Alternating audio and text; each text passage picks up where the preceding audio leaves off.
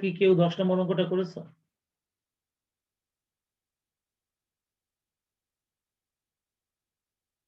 করনি, তার মানে আমাকে করে দিতে হবে। ঠিক আছে, আমি 10 নম্বরটা করে দেবো, অসুবিধা নাই। কিন্তু 10 নম্বর ছাড়া বাকি অঙ্কগুলো প্রথমে দিয়ে দাও। আমি প্রথমে 9 নম্বর অঙ্কটা চেক করব। তোমরা সবাই একটু দেখো ভালো করে 9 নম্বর অঙ্কটার মধ্যে কি ইনফরমেশন আছে। বন্ড ভ্যালুয়েশনের অঙ্কটা পারতে হলে তোমাকে আগে দেখতে হবে তথ্য কি দেয়া আছে। তোমাকে দেখতে হবে যে আমাদের বন্ডটা পারপেচুয়াল নাকি রিডিমেবল। পারপেচুয়াল মানে হচ্ছে অসীম বন্ড যার কোনো মেয়াদকাল নাই। আর রিডিমেবল হচ্ছে সেই সমস্ত বন্ড যার একটা নির্দিষ্ট মেয়াদকাল থাকে। আমরা 9 নম্বর অঙ্কটা পড়তে গিয়ে আমরা দেখতে পাচ্ছি যে আবু সালেহ কোম্পানির প্রতিটি 1000 টাকা মূল্যের 10 বছর মেয়াদি। এখানে কিন্তু 10 বছর মেয়াদ দেওয়া আছে, তার মানে এটা মেয়াদি। মেয়াদি মানে হলো রিডিমেবল বন্ড। তাহলে রিডিমেবল বন্ডের মূল্যায়ন করার সময় কিন্তু আমরা বড় সূত্রটা ব্যবহার করি। আমাদের কুপন রেট 15%, এটা দিয়ে আমরা সুদ ধরবো। আর সুদ বার্ষিক ভিত্তিতে প্রদান করা হয়, ঠিক আছে। প্রয়োজনীয় আয়ের হার বলে দিয়েছে আমাদের 10%। তাহলে বন্ডের বর্তমান মূল্য কত? তাহলে যেহেতু এখানে বছর দেওয়া আছে 10 বছর মেয়াদি, তাহলে তোমরা একটু খেয়াল করে দেখো, আমি উপরে যে সূত্রগুলো লিখেছিলাম সেখানে এই যে সসীম বা পরিশোধ্য বন্ড, রিডিমেবল বন্ড, দেখো সেই রিডিমেবল বন্ডের সূত্র কিন্তু এই যে লেখা হয়েছে, বিও সমান সমান I into 1 divided by R minus 1 divided by R into 1 plus R to the power n plus RV divided by 1 plus R to the power n। আমরা কিন্তু এই RV দ্বারা রিডিমেবল ভ্যালুকে বুঝিয়েছি। আর RV মানে কিন্তু একটা কথা তোমাদের বলে দেওয়া হয়েছে যে যদি প্রশ্নে আলাদাভাবে কোনো RV না দেওয়া থাকে তাহলে ফেস ভ্যালুকেই RV ধরতে হয়। আমি যেহেতু তোমাদেরকে মূলধন ব্যয় করানোর সময় এগুলো নিয়ে আলোচনা করেছি, তাই এই জিনিসগুলো এখন তোমরা এমনিতেই পারো। কারণ ঋণ মূলধন ব্যয়ের সময় আমি তোমাদেরকে শিখিয়েছিলাম যে ওটা পারপেচুয়াল হতে পারে, আবার রিডিমেবল হতে পারে। সেটা নিয়েও সূত্র আমরা শিখেছি এবং সেই সূত্র আর এই সূত্রের মধ্যে খুব বেশি একটা পার্থক্য নেই। তো যাই হোক, আমরা এই সূত্রটা ব্যবহার করে 9 নম্বর অঙ্কটা করব। আর সেটা প্রথমা করেছে, আমি প্রথমার অঙ্কটা দেখছি।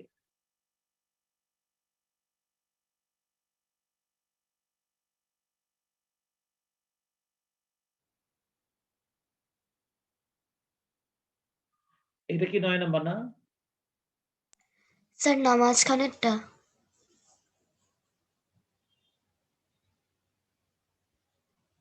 দেখো 9 নম্বর অঙ্কটা যে করেছে ব্যাখ্যা হয়ে গেল না। আচ্ছা স্যার দেখো, তুলসী সোজা, বাট ওইখানে গেছে বেকা। আমার কপালটা ব্যাকা, এই জন্য ব্যাকায় আসছে, তা নাহলে আমি সোজাই পাইতাম। দেখো দেওয়া আছে বন্ডের লিখিত মূল্য এফভি সমান সমান 1000 টাকা। এরপর বার্ষিক সুদের হার, সুদের পরিমাণ আই সমান সমান, দেখো 1000 উপরে 15%, তাতে হবে 150 টাকা, ঠিক আছে। এরপর দেখো বন্ডের প্রয়োজনীয় আয়ের হার আর সমান সমান 10% বা 0.10।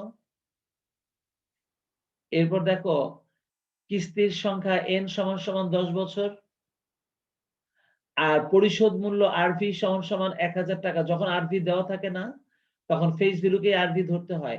আমাদের বর্তমান মূল্য বিও সমান সমান, দেখো ও যে সূত্রটা ব্যবহার করেছে নিচে, I into 1 divided by R minus 1 divided by R into 1 plus R to the power n plus RV divided by 1 plus R to the power n, একদম পুরোপুরি ঠিক আছে। এবং ও যে গণনাগুলো করেছে ক্যালকুলেশনটা, তাতে ওর অ্যান্সারটা চলে আসছে 1360 টাকা। এটাই তো অ্যান্সার। হ্যাঁ স্যার। 9 নম্বর অঙ্কটা কি আর কেউ করেছো প্রথমা ছাড়া?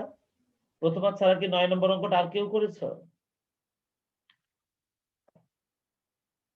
করনি তো, ঠিক আছে। এবার আমরা দেখবো হচ্ছে 9 এর পরে কত নাম্বার ছিল, তুমি করেছো 10 তো করনি, 11। 11 নম্বর কোথায় এটা? হ্যাঁ স্যার, লাস্টেরটা। আচ্ছা, এটা যদি 11 নম্বর অঙ্ক হয়, আগে চলো আমরা 11 নম্বর কোশ্চেনটা আরেকবার একটু পড়ে নেই। 11 নম্বর কোশ্চেনটার মধ্যে বলছে সজীব কোম্পানির প্রতিটি 1000 টাকা মূল্যের, এখানেও কিন্তু বন্ডের ফেস ভ্যালু 1000 টাকা। আর এটাই আমাদের আরভি হবে যদি কিছু না বলে। 10 বছর মেয়াদি বন্ড ইস্যু করেছে, বন্ডের মেয়াদকাল 10 বছর, কুপন রেট 11%। এটা দিয়ে আমরা সুদ ধরবো। যদি সুদ অর্ধবার্ষিক ভিত্তিতে প্রদান করা হয়, দেখছো যেহেতু সুদ অর্ধবার্ষিকের কথা বলেছে, তাহলে আমরা সমস্ত ইনফরমেশন অর্ধবার্ষিকের জন্য বানায় ফেলবো। আমাদের প্রয়োজনীয় আয়ের হারকেও অর্ধবার্ষিক বলবো। আমাদের কিস্তির সংখ্যাটাও অর্ধবার্ষিকের ভিত্তিতে বের করব যে 10 বছর কালে কয়টা কিস্তি হবে। আমাদের কুপন সুদের পরিমাণটা আমরা অর্ধবার্ষিক সুদের পরিমাণ বের করব। যখনই অঙ্কের মধ্যে সুদের হিসাবটা অর্ধবার্ষিক বলে দেবে, তখন আমরা আমাদের ইনফরমেশনের সবকিছুই অর্ধবার্ষিক বানায় ফেলবো, যাতে আমাদের সূত্রটা না চেঞ্জ হয়। সেই জন্য তথ্যগুলোকে আমরা অর্ধবার্ষিক বানায় ফেলে আমাদের সূত্র পাল্টাতে হবে না। আমাদের সেম সূত্র ব্যবহার করে আমরা অঙ্কটা করতে পারবো। তো চলো দেখি প্রথমে কিভাবে করলে একটু দেখে নেই। দেখো বন্ডের লিখিত মূল্য এফভি সমান 1000 টাকা। আর ওই দেখো অর্ধবার্ষিক সুদের পরিমাণ আই সমান 1000 এর 11% ভাগ 2 55 টাকা, ঠিক আছে। প্রয়োজনীয় অর্ধবার্ষিক আয়ের হার দেখো 12% কে আমরা 2 দিয়ে ভাগ করে নিয়েছি, অর্ধবার্ষিক যেহেতু 6% বা 0.06, ঠিক আছে। আর কিস্তির সংখ্যা n সমান 10 বছরে যদি অর্ধবার্ষিক হয় প্রতি বছর দুটো করে কিস্তি হবে, তাহলে 10 বছরে মোট কিস্তি হবে 20টা, ঠিক আছে। আর পরিশোধ মূল্য আরভি সমান 1000 টাকা, একদম পারফেক্ট হয়েছে। বন্ডের বর্তমান মূল্য বিও বের করতে হবে। আর দেখো ও বিও বের করার জন্য যে সূত্রটা লিখছে একদম একই সূত্র, যে সূত্রটা ও একটু আগে লিখেছিল। একটু আগের অঙ্কটাতে যে সূত্রটা ব্যবহার করেছে এখানে ঠিক সেই সূত্রটাই ও ব্যবহার করেছে। ওর হয়েছে সূত্রটা। তাহলে ওই সূত্র অনুযায়ী দেখো I into 1 divided by R minus 1 divided by R into 1 plus R to the power n plus RB divided by 1 plus R to the power n, ঠিক আছে। সমাধান করে ওর রেজাল্ট চলে আসে 961.13। কিন্তু ওর ক্যালকুলেশনে কোনো ভুল হয়েছে কিনা আমি বুঝতে পারছি না, কারণ অন্য কেউ তোমরা অঙ্কটা করনি, তবে ওর সূত্র এবং ডাটা লেখাটা পুরোপুরি ঠিক আছে। খুব ভালো। এটা আমি 11 নাম্বারটা চেক করলাম। এরপরে দেখবো কত নাম্বার, 12 নাম্বার, তাই না? এরপরে কি 12 নাম্বারটা দেখবো? হ্যাঁ স্যার। আচ্ছা, 12 নাম্বারের কোশ্চেনটা আমি একটু পড়ে নেই। তানজিলা কোম্পানি প্রতিটি 1000 টাকা মূল্যের 10% কুপন রেট চিরস্থায়ী বন্ড ইস্যু করেছে। তার মানে এটা কোনো মেয়াদকাল নাই। কোম্পানির প্রয়োজনীয় আয়ের হার 12%। তার মানে মেয়াদকাল যদি না থাকে, যদি এটা চিরস্থায়ী বন্ড হয়, তাহলে একদম প্রথম যে সূত্রটা অসীম, এটাকে অসীম বা চিরস্থায়ী বলা হয়, বা অপরিশোধ্য বন্ড। আর তাদের ভ্যালু বের করার সূত্র হচ্ছে I ডিভাইডেড বাই R। তোমরা খেয়াল করেছো? ম্যাচুরিটি পিরিয়ড না থাকলে কিন্তু আমরা এই ছোট সূত্রটা ব্যবহার করব। আমি কিন্তু এই জিনিসটা প্রথমেই তোমাদের সঙ্গে আলোচনা করে নিয়েছিলাম। তাহলে এই সূত্র যদি এখন আমরা অ্যাপ্লাই করি, তাহলে দেখি আমাদের প্রথমে কিভাবে অঙ্কটা করলে একটু দেখে নেই। দেখো বন্ডের লিখিত মূল্য লিখে দিয়েছে এফভি সমান 1000 টাকা। বন্ডের প্রয়োজনীয় আয়ের হার আর সমান লিখে দিয়েছে 12% বা 0.12। বার্ষিক সুদের পরিমাণ আই সমান 1000 10% 100 টাকা। আর আমাদের চিরস্থায়ী বন্ডের বর্তমান মূল্য বিও সমান I divided by R. I divided by R সমান 833.33 টাকা। হয়েছে অঙ্কটা? তুমি এই অঙ্কটা পেরেছ। যেহেতু প্রথমে সবগুলো অঙ্কই করেছে, শুধুমাত্র 10 নম্বর অঙ্কটাও পারেনি, আর তোমরা কেউ কোনো অঙ্কই করনি, তাহলে আমি ধরে নিতে পারি করতে গেলে তোমাদেরও একই রকম সমস্যা হবে। 10 নম্বর অঙ্কটা তোমরা হয়তো করতে পারবে না। তাহলে চলো আমি এখন 10 নম্বর অঙ্কটা একটু তোমাদেরকে করাই দিই।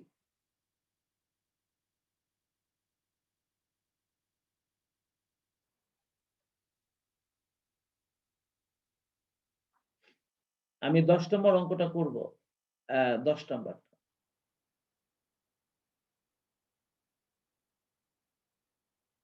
এই যে আমি 10 নম্বর অঙ্কটা এখানে কপি করে আনলাম।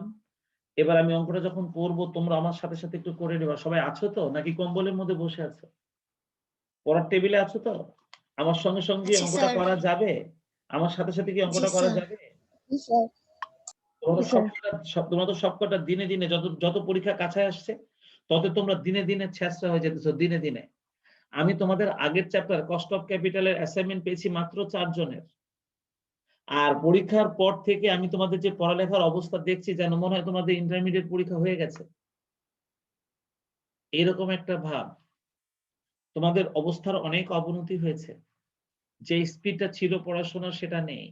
অঙ্কও তোমরা ঠিক মতন করছো না। সিলেবাসটা কমিয়ে দিয়ে পরীক্ষাগুলো যখন স্টার্ট হয়ে যাবে তখন কিন্তু বহু কলেজের বহু ছেলেমেয়েরা অনেক ভালো রেজাল্ট করবে। তখন তোমরা যদি রেজাল্ট খারাপ করে ফেলো, তোমরা কিন্তু ভার্সিটি অ্যাডমিশনে পিছায় পড়বে। তাই এই যে ক্ষতিটা তোমাদের হবে, এই ক্ষতিটা যাতে না হয়, সেইজন্য সিলেবাস কমিয়ে দিয়ে করোনার মধ্যে যদি তোমাদের পরীক্ষাটা নেয় এসএসসির মতন, আমাদের চেষ্টা করতে হবে যেন এই সাবজেক্ট গুলোতে তোমাদের A+ টা নিশ্চিত হয়। অ্যাকাউন্টিং, ফিন্যান্স, আইসিটি, ইংলিশ এই সমস্ত সাবজেক্ট গুলোতে অবশ্যই তোমাদের ভালো রেজাল্ট করতে হবে, ম্যানেজমেন্ট।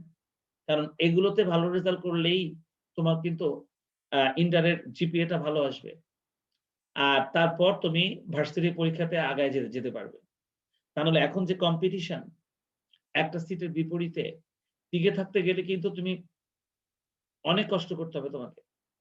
তাই এখন তোমাদের উচিত হবে না পড়াশোনায় ফাঁকি দেওয়াটা। তাই আমার মনে হয় যত তাড়াতাড়ি সম্ভব পড়াশোনায় ফিরে আসা। পূর্বের অবস্থায় আসো শীত যতই পরে পড়ুক, স্টুডেন্টদের সামনে কোনো শীত গরম নেই। স্টুডেন্টদের সামনে একটাই মূল জিনিস, সেটা হচ্ছে টাইম। টাইম যত দ্রুত চলে যায় স্টুডেন্টদের জন্য তত ক্ষতি। সেজন্য সময়টাকে কাজে লাগানোর জন্য তোমাদের এখন বেশি, বেশি করে পড়াশোনা করা দরকার। চলো এই অঙ্কটা কেন প্রথমার কাছে কঠিন লেগেছে আমরা একটু দেখি এবং অঙ্কটা হাতে, হাতে করে ফেলি সবাই। যখনই আমরা ফিন্যান্সের অঙ্ক করব, তখন আগে আমরা ডাটা গুলোকে সুন্দর করে তুলে নিব। কারণ ডাটা সুন্দর করে তুলতে গিয়ে যে ডাটা গুলোকে চিনতে পারে, অর্ধেক অঙ্কটা তখনই করা হয়ে যায়। স্যার এখানে বন্ডের অন্তর্নিহিত মূল্য, এটা কি বন্ডের বর্তমান মূল্য? হ্যাঁ, তাছাড়া কি? স্যার মানে এটা নিয়ে অনেক কনফিউশন ছিল। তাহলে তো তোমার অঙ্কে প্রবলেম না, তোমার বাংলায় প্রবলেম।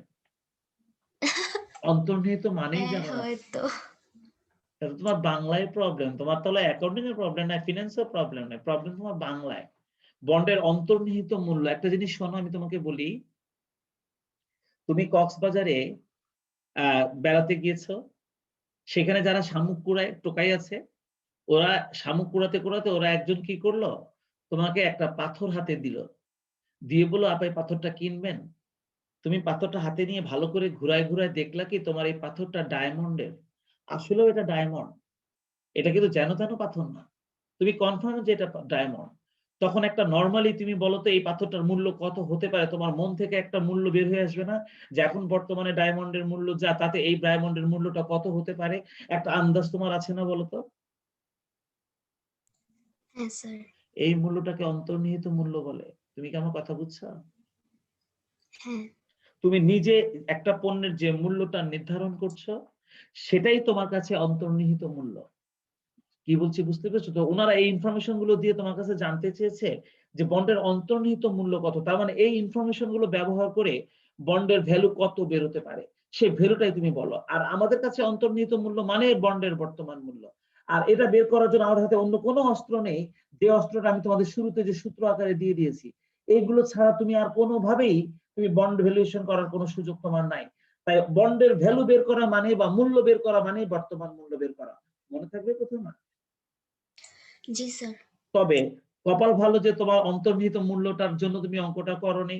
তা নাহলে 10 নম্বর অঙ্কটা তোমার অন্যান্য বন্ধুরা পায় নাই, যারা আজকে থেকে ছেঁচড়া খাতায় নাম লিখিয়েছে। তোমার উছিলায় তারা এই অঙ্কটা আরেকবার করার সুযোগ পেল। দেখা যাক আগামী ক্লাসে তারা এই ছেঁচড়া খাতার নাম থেকে নামটা কাটাতে পারে কিনা, নাকি সারা জীবন আমি তাদেরকে ছেঁচড়া নামেই ডাকবো, আল্লাহই জানে। চলো আমরা ডাটাগুলোকে একটু তুলে নেই। কেউ একটা অঙ্ক করো না, এটা কেমন কথা? মুক্তাও আসে না, 326 মুক্তাও আজকে আসে নাই।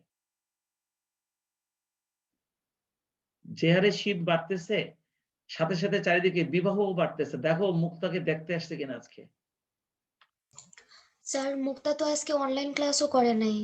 সারাদিনে না ফোন তাহলে? দিছিলাম, ফোন তাহলে স্যার ওর ফোন বন্ধ। এই তো তাহলে ঘটনা ওইটাই, বুঝছো? এদিকে কি কেউ ফোন খোলা রাখে? ঘটনা ওইটাই, পরে দুদিন পরে খোঁজ নিবা। এখন ফোনও বন্ধ, কোনো ক্লাস সারাদিনে করে নাই, মুক্তাকেও কোনো খোঁজ খবর পাওয়া যাচ্ছে না। তার মানে কোন একটা অন্তর্নিহিত ঘটনা ঘটছে, বুঝছো? জি স্যার। যাক, আমরা ডাটাগুলোকে এখন একটু তুলে নিই চলো। আজকে ছেলেদের মধ্যে দেখো লিখনের কোনো দোস্তরাই আসে নাই, খালি লিখন একলা।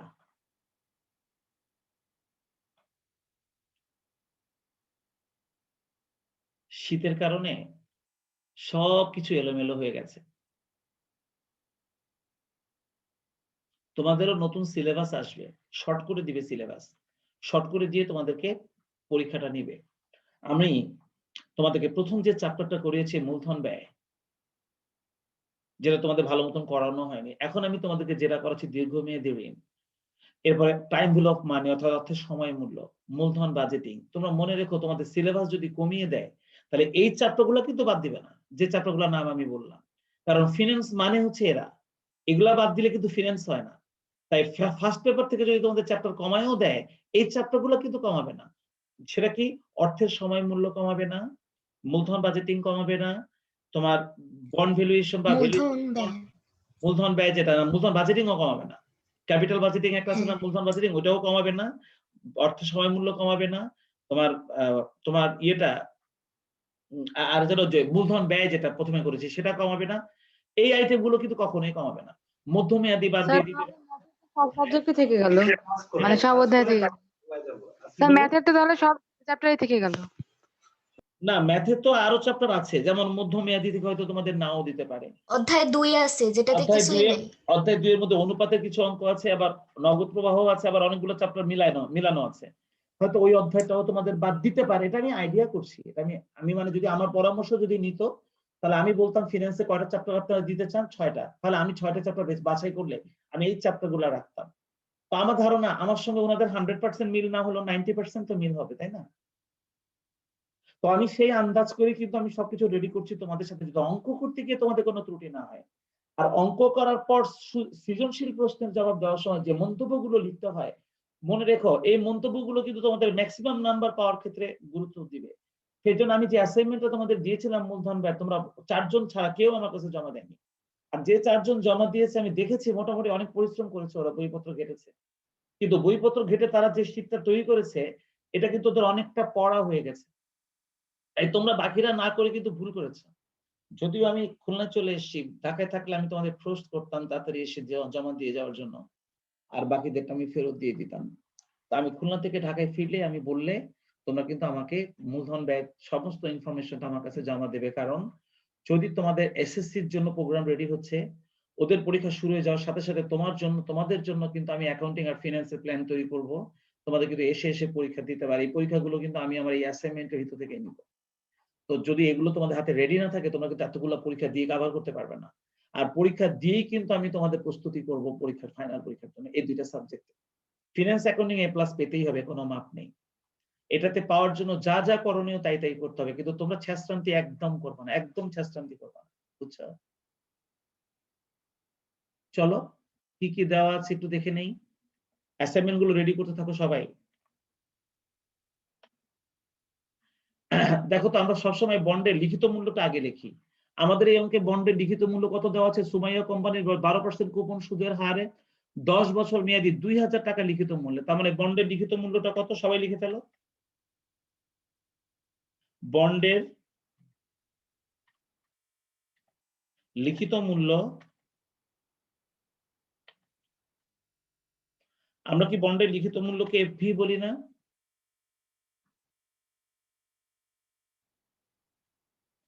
তাহলে বন্ডের লিখিত মূল্য এফভি সমান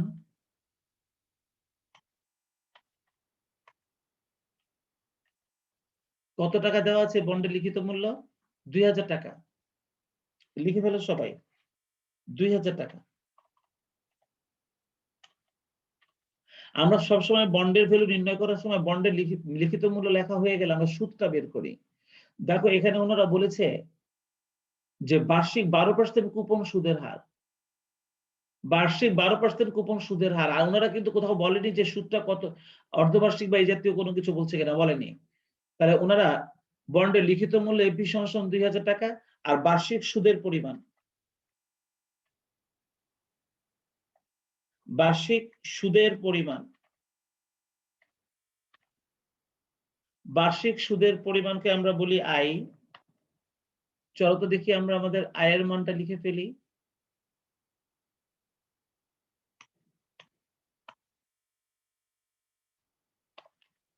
বার্ষিক সুদের পরিমাণ আয় সমান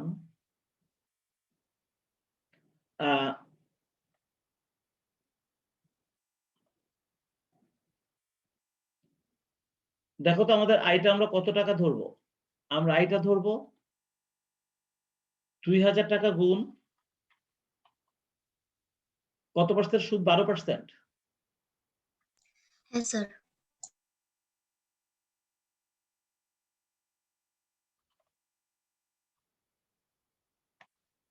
এই 2000 এর 12% ধরলে আমাদের সুদের পরিমাণটা কত আসে? 240 টাকা। হ্যাঁ স্যার, জি স্যার। 240।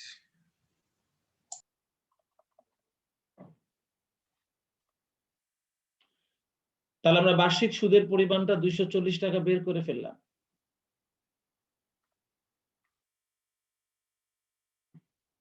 আচ্ছা, এরপর দেখো আমাদের মেয়াদকালটা কত বছর? 10 বছর। লিখে ফেলো।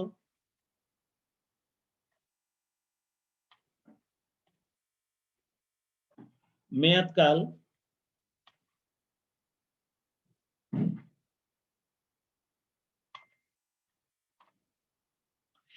n সমান সমান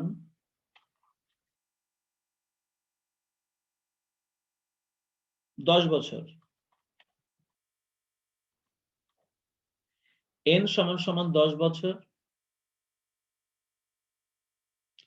ওনারা প্রয়োজনীয় আয়ের হার বলে দিয়েছে 10%। লিখে ফেলো প্রয়োজনীয় আয়ের হার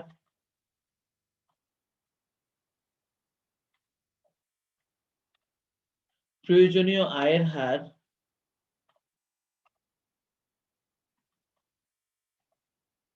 আমরা প্রয়োজনীয় আয়ের হারকে বলি হচ্ছে আর, রিকোয়ার্ড রেট অফ রিটার্ন। তাই আমরা প্রয়োজনীয় আয়ের হারকে আর বলি।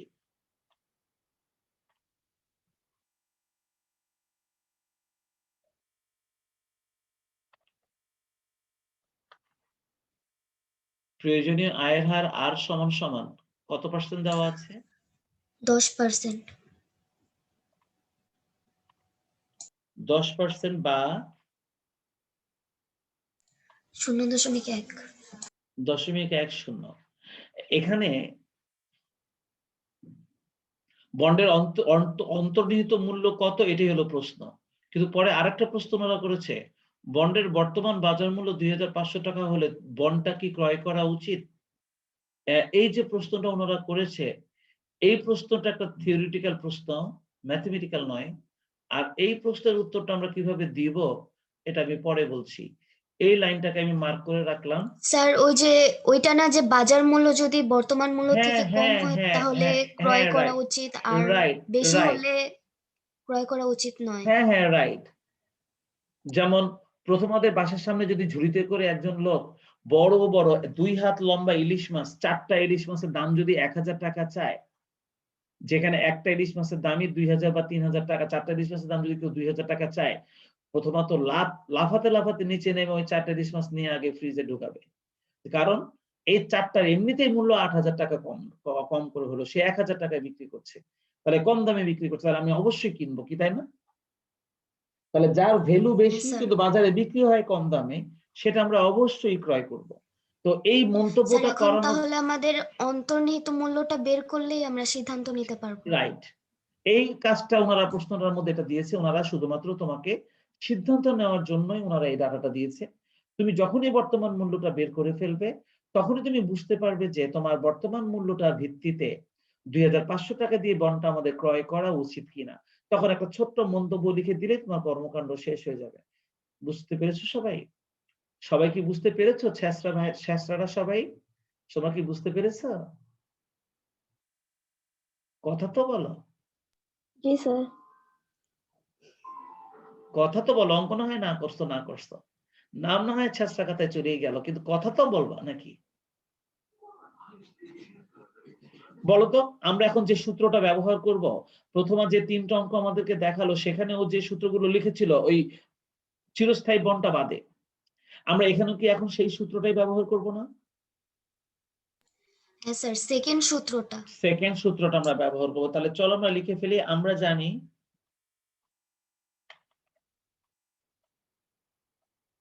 আমরা জানি প্রথমা, হ্যাঁ স্যার। তুমি যখন লিখবা, এখন লিখতেছো নাকি আমার সাথে সাথে? হ্যাঁ স্যার, এজন্য আর তাহলে কি একটু দেরি হইতেছে। হ্যাঁ, তাহলে এইভাবে লেখো। আমরা জানি জি স্যার। বন্ডের অন্তর্নিহিত মূল্য। ওনারা যেহেতু প্রশ্নের মধ্যে অন্তর্নিহিত মূল্য কথাটা বলেছে, তুমিও তাহলে এই শব্দটা ইউজ করবা, বুঝছো? হ্যাঁ স্যার, বর্তমান আমরা মূল্য জানি তাহলে লেখা যাবে না। না, না লেখা যাবে, যাবে না কেন? লিখলে ভুল হবে না। কিন্তু তুমি স্যার যেহেতু কোয়েশ্চেনে আর কি না, না তুমি যেহেতু অন্তর্নিহিত নিয়ে তো ঝামেলায় পড়ে গেছো, সেজন্য আমি তোমাকে বলছি তুমি কিন্তু অন্তর্নিহিত স্যার আমি লিখো। শুধু এইটা মানে বুঝি নাই তখন যে এইটাই কি বর্তমান মূল্য নাকি? এই তো এজন্য মানে এইজন্য ম্যাথটা করতে পারি নাই। এজন্যই তুমি বন্ডের অন্তর্নিহিত মূল্য লিখবে। এখানে বর্তমান মূল্য লিখলেও কিন্তু অঙ্ক ভুল হবে না। কিন্তু তুমি কিন্তু অবশ্যই অন্তর্নিহিত মূল্য লিখবে, বুঝছো? লিখে এইবার চলো আমরা ওই হ্যাঁ সূত্রটা স্যার। লিখে ফেলি। ওই সূত্রটা লিখে ফেলি। একদম উপরে যে সূত্রটা ছিল তৃতীয় সূত্রটা এই যে। তো YTM এর সূত্র। এই যে সূত্রটা দেখছো? বিও সমান সমান এই যে আমাদের যে সূত্রটা আমরা লিখেছিলাম, এই সূত্রটা এখন আমরা এখান থেকে কপি করে এই যে নিয়ে আসবো।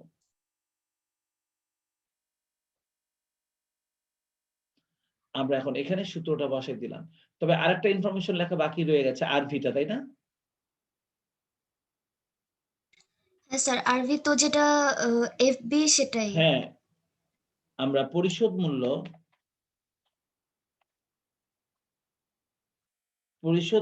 আরভি সমান সমান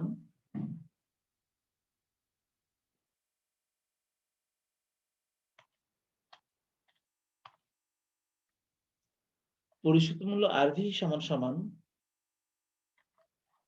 আর দেখো তো আরভি সমান সমান কত?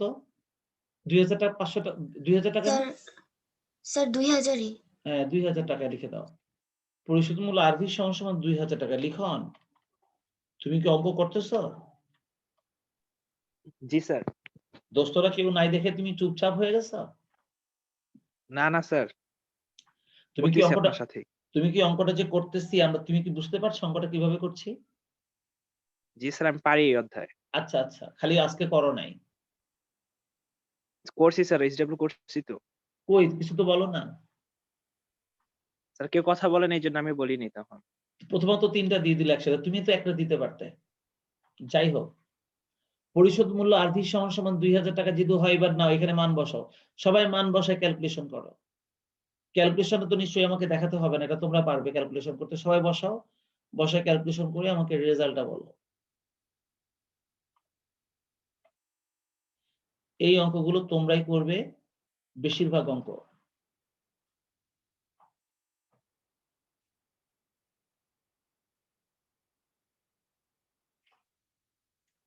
ক্যালকুলেশন করে আমাদের মূল্যটা কত আসে আমাকে একটু বলো।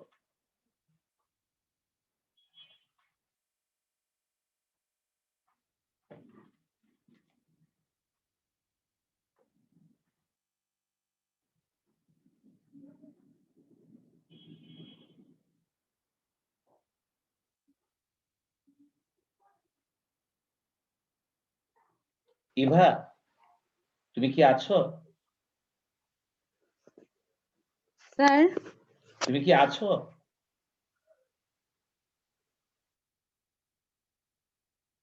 তুমি কি আমাদের সাথে অঙ্ক করছো না বসে আছো চুপচাপ?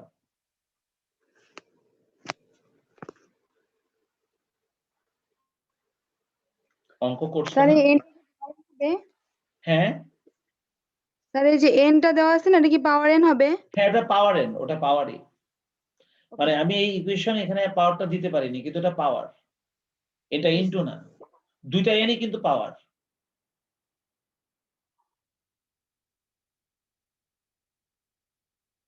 মাইশা, তোমার স্পিকার কি ঠিক হয়েছে?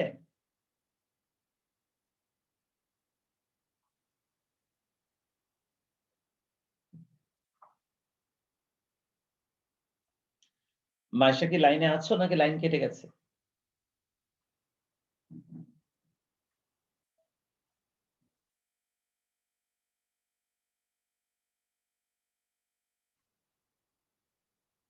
উর্মি,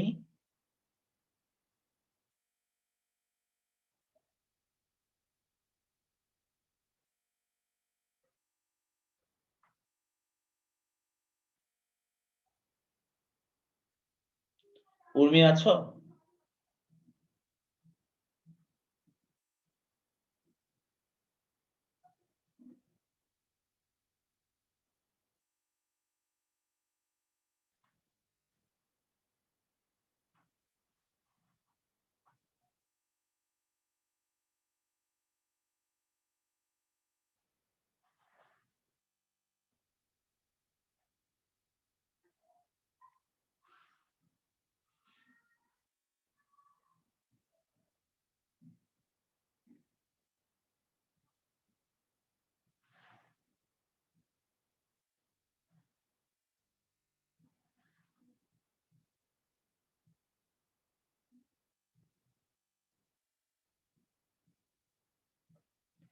ক্যালকুলেশনটা কি শেষ হয়েছে প্রথমা? স্যার আর একটু বাকি। আচ্ছা,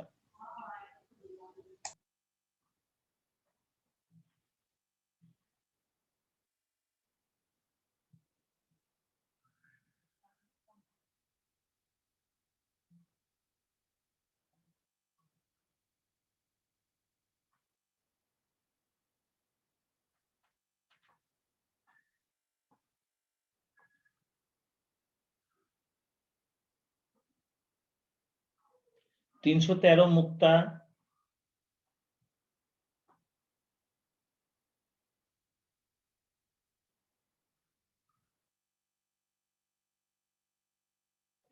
মুক্তা কি আছো?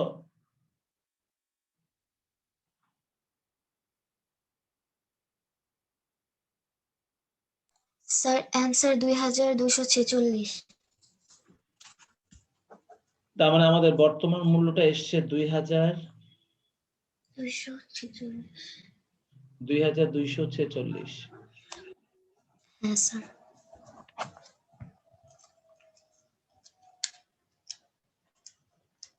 তাহলে বলো তো আমাকে প্রথমা, যে বন্ডের ভ্যালু 2246 টাকা, সেটা যদি বাজারে 2500 টাকা কেউ বিক্রি করে, আমাদের কি সেই বন্ডটা কেনা উচিত? হ্যাঁ স্যার। কেনা উচিত? এখানে স্যার মানে বাজার মূল্য থেকে বর্তমান মূল্য কম হলে কেনা উচিত না? না, দেখো যার বর্তমান মূল্য অর্থাৎ যার ভ্যালু 2246 টাকা, সেটা কেউ যদি তোমার কাছে 2500 টাকা চায়, তাহলে বেশি চাচ্ছে না? হ্যাঁ, তাহলে তাহলে কেনা